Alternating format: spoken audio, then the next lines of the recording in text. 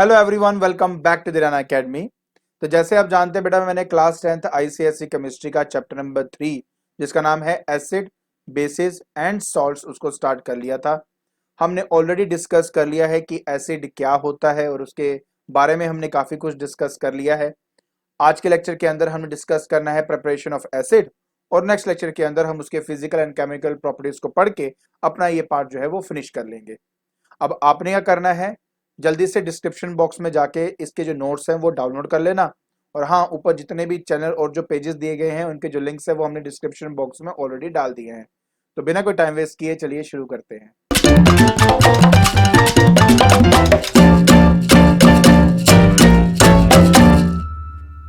देखिए बेटा, आज हमने डिस्कस करना है प्रिपरेशन ऑफ एसिड के बारे में। बहुत ही सिंपल है। There are different methods to prepare acid. तो शुरुआत करते हैं बेटा अपने सबसे पहले टाइप के साथ है, और वो टाइप का नाम है बेटा बाय सिंथेसिस। Bye synthesis. बेटा पहली बात ये क्या है कि जो सिंथेसिस प्रोसेस होता है एक ऐसा प्रोसेस है जिसके अंदर हम बाइनरी एसिड्स को प्रोड्यूस कर सकते हैं। Binary acids are produced by this method। अब पता क्या है बेटा, देखो सबसे इंपॉर्टेंट और सबसे मतलब इंपॉर्टेंट क्वेश्चन जो बनता है वो यही बनता है कि सर ये एक्चुअली बाइनरी एसिड्स का मतलब क्या होता है। देखिए बेटा, कि ऐसा एसिड जिसके अंदर हम दो एलिमेंट का इस्तेमाल करते हैं उनको बाइनरी एसिड्स कहा जाता है। ठीक है, और ऐसे कई सारे एग्जाम्पल है हमारे पास जिसके अंदर हमारे पास दो डिफरेंट एलिमेंट्स होते हैं, उनको आपस में कंबाइन करते हैं और हमारा एसिड तैयार हो जाता है। उनमें से कुछ एग्जांपल्स में से मैं आपको दे रहा हूं, जैसे कि बेटा सबसे पहला और सबसे बढ़िया एग्जांपल है मेरे पास, हाइड्रोजन एंड क्लोरीन को अगर आपस में मिला दिया जाए, H2 एंड Cl2, अगर इन दोनों को आपस में मिला दिया जाए बेटा तो ये सिंथेसाइज होकर मतलब एक मिलकर क्या बन जाता है बेटा, ये आपका HCl तैयार हो जाता है। ये होता है हाइड्रोक्लोरिक एसिड आपका। उसी तरह बेटा हाइड्रोजन और ब्रोमीन दैट इज Br2 को अगर आपस में मैं मिला दूं तो हमारे पास bromic acid that is 2HBr बेटा हमारे पास बन जाता है। साथ साथ में बैलेंस भी करता जा रहा हूं आपका, ठीक है। एंड अगर मैं हाइड्रोजन और सल्फर को अगर आपस में मिला दूं तो हाइड्रोजन सल्फाइड मतलब H2S जो है वो आपका तैयार हो जाता है। तो ये जो चीज आप यहाँ पे देख रहे हो बेटा, ये क्या है आपका एसिड। आपने एक चीज गौर करी इसके अंदर, वो ये कि जब एक हाइड्रोजन किसी भी नॉन मेटल के साथ टकराता है बेटा, नॉन मेटल के साथ मिलता है, तो जो आपका एसिड है वो प्रोड्यूस हो जाता है। जो एसिड है वो आपका बेटा प्रोड्यूस हो जाता है। और यही चीज और यही सब कुछ हम इस एग्जांपल में देख सकते हैं। ठीक है जी। अब हमने बात करनी बेटा सेकंड मेथड की। सेकंड मेथड है बहुत ही सिंपल है, ठीक है। पहली बात, सेकंड मेथड के अंदर हम ऑक्सी एसिड्स को प्रिपेयर कर सकते हैं।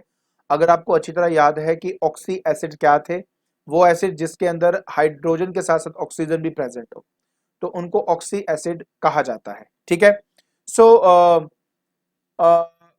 अगर मान लीजिए मैं पानी को अगर मैं रिएक्ट करवाता हूं नॉन मेटेलिक या एसिडिक ऑक्साइड के साथ, तो हमारे पास ऑक्सी एसिड जो है वो प्रोड्यूस होते हैं।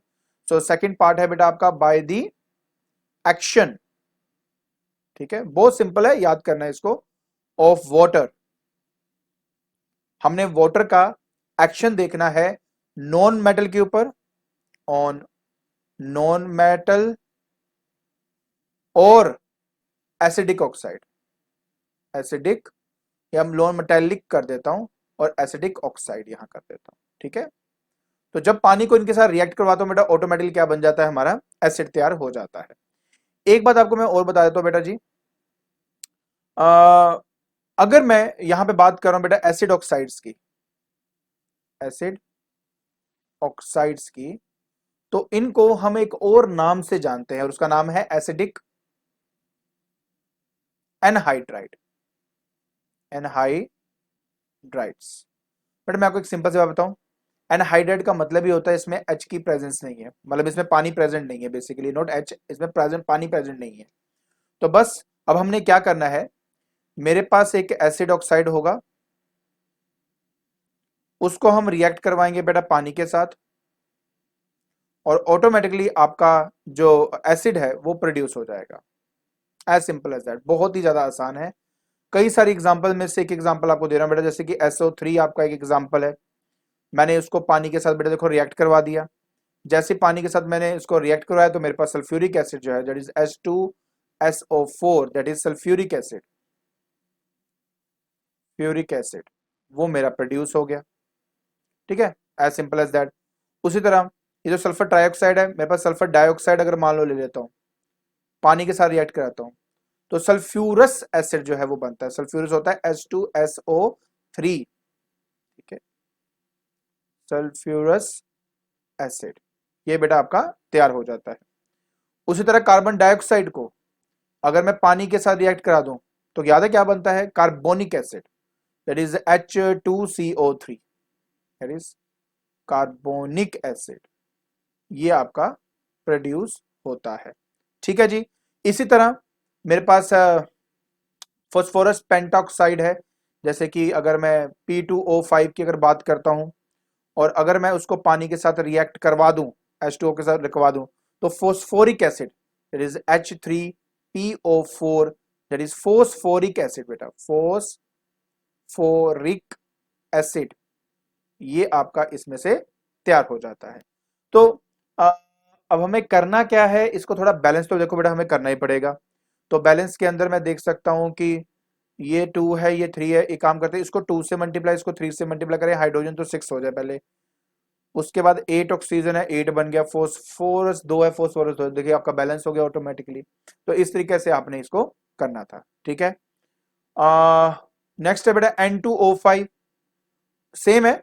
अगर मैं मान लीजिए इसको H2O के साथ मतलब पानी के साथ रिएक्ट करवाता हूं, तो आपको जो नाइट्रिक एसिड है दैट इज HNO3, क्या है ये? नाइट्रिक एसिड जो है, बस ये आपका प्रोड्यूस हो जाता है ना? सिंपल कितना ज्यादा आपका। हाँ, बैलेंस करना पड़ेगा, तो पहले तो काम करते हैं, 6 हो जाएगा तो 2 2 कर देते हैं। तो इससे क्या होगा, हाइड्रोजन 2 हो जाएंगे, ऑक्सीजन 6 है तो ये भी 6 हो गया, हाइड्रोजन 2 है, नाइट्रोजन 2, बिल्कुल ठीक है बेटा। तो इसके साथ बेटा आपका ये वाला पार्ट कंप्लीट हो जाता है। लेकिन इसके अंदर दो इंपॉर्टेंट बेटा नोट हैं जो हमें स्टडी करने हैं। पहला नोट हमारा ये है कि जो ऑक्सी एसिड्स है वही प्रिपेयर होती हैं। क्या प्रिपेयर होता है? ऑक्सी एसिड्स ही आपकी बेटा प्रिपेयर होती है।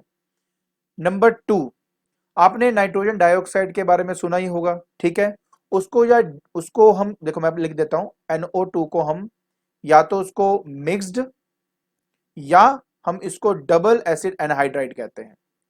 डबल एसिड एनहाइड्राइड हम इसको कहते हैं बेटा। ठीक है, अब सबसे बड़ा सवाल इसमें यह है कि सर इसको ऐसा हम क्यों कहते हैं? बहुत सिंपल सा बेटा लॉजिक है इसके अंदर का।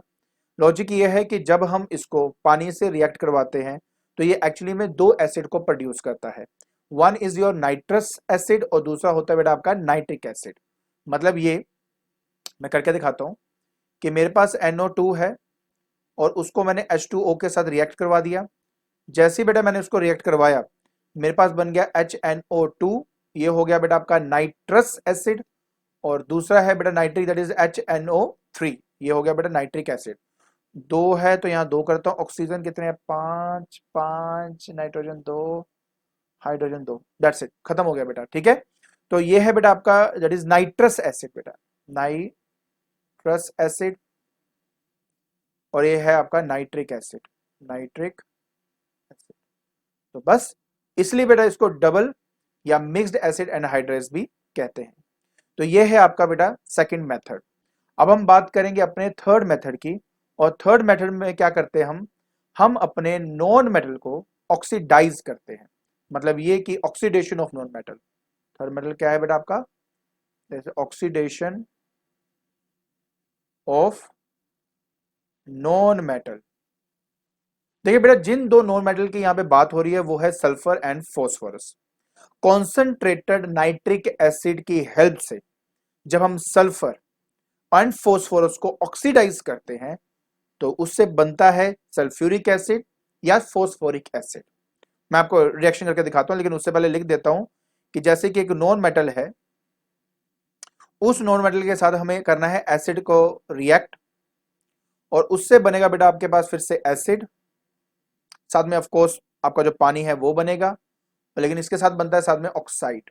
ये बात हमेशा याद रखना। एक सिंपल सा एग्जांपल देता हूं, बैलेंस करके दिखाता हूं बेटा उस चीज को कैसे आप कर सकते हो। तो सबसे पहले हम बात करते हैं सल्फर की बेटा। सल्फर को हमने रिएक्ट करवाया HNO3 के साथ।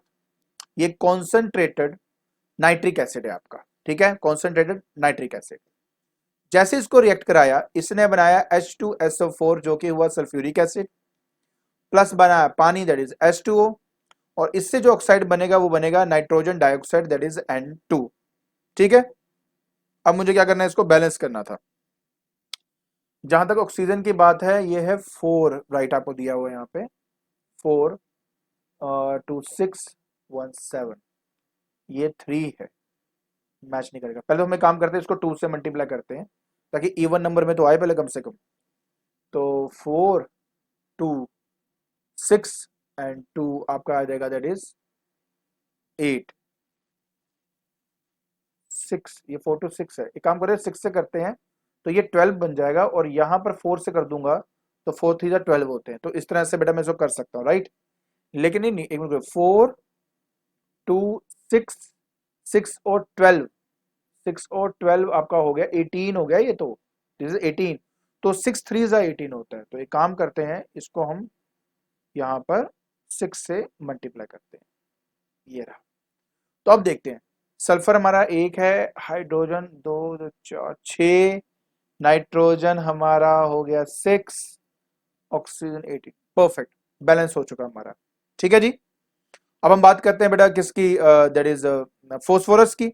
सो फोस्फोरस जो है, अगर मैं इसको HNO3 के साथ रिएक्ट करवाता हूं, क्या बनेगा, phosphoric acid that is H3PO4, ये फोस्फोरिक एसिड हो गया, प्लस बेटा आपका बन जाता है पानी दैट इज H2O, और साथ में बेटा नाइट्रोजन डाइऑक्साइड तो बनना ही बनना है, ऑक्साइड मैंने ऑलरेडी आपको बता दिया, तो ये बनेगा ही बनेगा आपका। ठीक है, अब मुझे क्या करना है, इसको बैलेंस करना फिर से।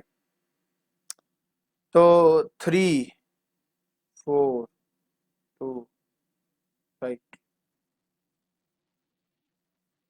पी, यहाँ पे ना एक्चुअली हाइड्रोजन 3 है, बात प्रॉब्लम एक्चुअली यहाँ पे ये है, हाइड्रोजन हमारे 3 है और 2 5 है, 3 और 2 5 है, तो मैं 5 से इसको कर देता हूँ पहले। तो 5 हो गया हाइड्रोजन, उसके बाद ऑक्सीजन हो गया 15, ऑक्सीजन 15 है यहाँ पे। तो 4 5 6 और ये 7 है बेसिकली, राइट। अच्छा 7 है ना, 10 11 हो जाएगा। एक काम करता हूँ, मुझे नीचे में 5 से मल्टीप्लाई करता हूँ, 5 2 10 होता है ना, तो 5 2 10 11 और 4 4 15, डन हो गया। तो बेटा इस तरीके से हम अपना ऑक्सीडेशन जो है किसी भी नॉन मेटल का आसानी से करके अपना एसिड को प्रोड्यूस कर सकते हैं। आई होप ये वाला पार्ट समझ में आ गया होगा, गुड। अब हमने बात करनी है बेटा इसके चौथे मेथड की। फोर्थ मेथड क्या है बेटा इसका, फोर्थ मेथड बहुत सिंपल है, वो है bye displacement method, bye displacement method, बहुत ही ज्यादा सिंपल मेथड है आपका। ठीक है, देखिए अगर मान लीजिए मेरे पास कोई भी एक नॉर्मल सॉल्ट है, क्या है, नॉर्मल सॉल्ट है, और उस नॉर्मल सॉल्ट को मैं एक रिएक्ट करवाता हूं लेस वोलेटाइल एसिड के साथ, लेस वोलेटाइल एसिड के साथ मान लो उसको रिएक्ट करवाता हूं, ठीक है जी, and of course heat provide करूंगा इसके अंदर में। तो इससे बनता है बेटा मेरे पास एक तो सॉल्ट, ऑफ कोर्स मेरे पास सॉल्ट बनेगा, लेकिन साथ ही साथ एक एसिड बनता है जो कि मोर वोलेटाइल होता है, मोर वोलाटाइल होता है। सो बेटा अगर मैं एग्जांपल्स के बारे में बात करता हूं, तो सबसे पहले बेटा मेरे पास आता है जैसे कि NaCl, ठीक है जी। इसके बाद इसमें हम लेस वोलेटाइल एसिड है दैट इज H2SO4, बेटा हम उसको रिएक्ट करवाते हैं, थोड़ा सा हीट प्रोवाइड कराते हैं, इससे जो साल्ट बनता है बेटा ऑब्वियस एसिडिक साल्ट होता है HSO4, ठीक है। उसके बाद नेक्स्ट क्या है आपके पास, साथ में बनता है बेटा एसिड आपका जो कि मोर वोलेटाइल होता है दैट इज HCl। आपको एक भी बात बता देता हूँ, हो एक्चुअली ये रहा है कि जो नॉर्मल साल्ट है ना, ये नॉर्मल साल्ट एक्चुअली में एक मोर वोलेटाइल एसिड से बनाया गया है, ठीक है। उसको डिस्प्लेस करता है एक लेस वोलेटाइल एसिड का हाइड्रोजन, जिसकी वजह से आपके पास एक मोर वोलेटाइल एसिड जो है प्रिपेयर होता है। हाइड्रोक्लोरिक एसिड या नाइट्रिक एसिड जो है वो हम आसानी से इससे प्रिपेयर कर सकते हैं। ठीक है, सो कैसे करेंगे, अब नेक्स्ट वाला भी एक और एग्जांपल देता हूं। जैसे कि मेरे पास NaNO3 है, ठीक है, दैट इज सोडियम नाइट्रेट। अगर मैं इसको H2SO4 के साथ फिर से रिएक्ट करवा दूं तो ये हाइड्रोजन क्या करेगा, इस Na को रिप्लेस कर देगा। एक हाइड्रोजन अभी भी इसके साथ रहेगा, मतलब ये बनेगा NaHSO4, ये अभी भी बन रहा है, बट साथ में बन जाएगा बेटा HNO3। तो इस तरीके से हम आसानी से, मतलब इसको ना एक काम करता हूं, ये नीचे यहां पे लिख देता हूं, देयर इज HNO3। ठीक है, तो हाँ, कहने का मतलब सिर्फ ये है कि बड़े आसानी से एक नॉर्मल सॉल्ट जो कि एक मोर वोलेटाइल एसिड से बना हुआ है, उसको हम डिस्प्लेस करवा देते हैं एक लेस या नॉन वोलेटाइल एसिड के साथ। इससे क्या होता है, हमारे पास दो सॉल्ट प्रोड्यूस होते हैं, बट क्योंकि इसमें हाइड्रोजन प्रेजेंट है तो ये थोड़ा एसिडिक नेचर का है, लेकिन साथ में जो एसिड बनता है वो मोर वोलेटाइल नेचर का होता है। तो ये वो बेटा आपके चार मेथड है, जिन चार मेथड से आप अपने एसिड को प्रिपेयर कर सकते हैं। आई होप आपको अच्छे से समझ में आ गया होगा इसको कैसे करना है। ठीक है, तो आज के लेक्चर के अंदर हमने स्टडी किया प्रिपरेशन ऑफ एसिड के बारे में। अब आपने क्या करना है, जल्दी से डिस्क्रिप्शन बॉक्स में जाइए और इसके रिलेटेड जो नोट्स है बेटा उसको डाउनलोड कर लीजिए। और हाँ, अगर आपको मेरी वीडियो पसंद आ रही है तो please like it, share it and subscribe it. आज के लिए बस इतना ही। Thank you so much.